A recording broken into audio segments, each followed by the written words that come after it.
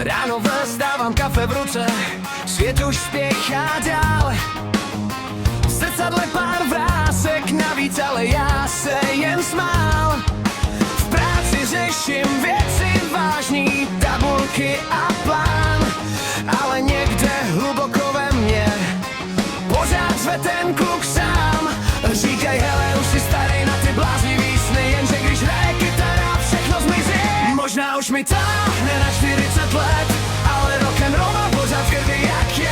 Když hraje stará kytara a duní ten beat, cítím se zas jako kluk, co chce jen žít.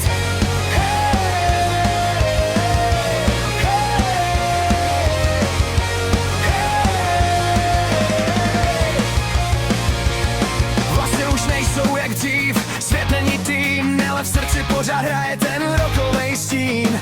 A dokud budou struny znít, budu stát.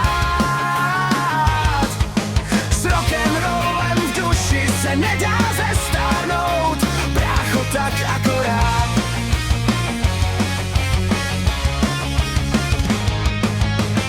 Večer doma, pivo chladný, starý desky hrát.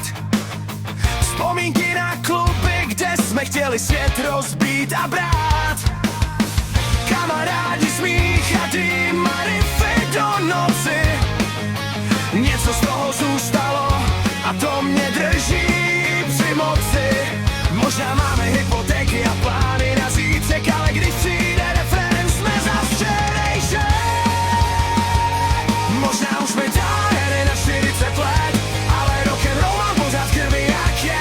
Když hraje stará kytara a duní ten beat, cítím se zas jako kluk, co chce jen žít.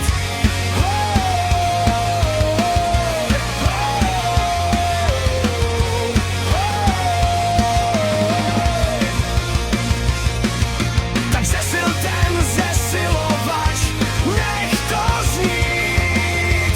Na věk se dneska nehraje, když chceš žít.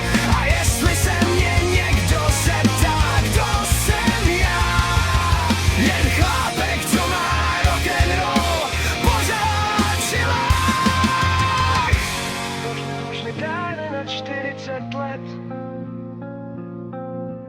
ale rock'n'roll je můj věčný svět.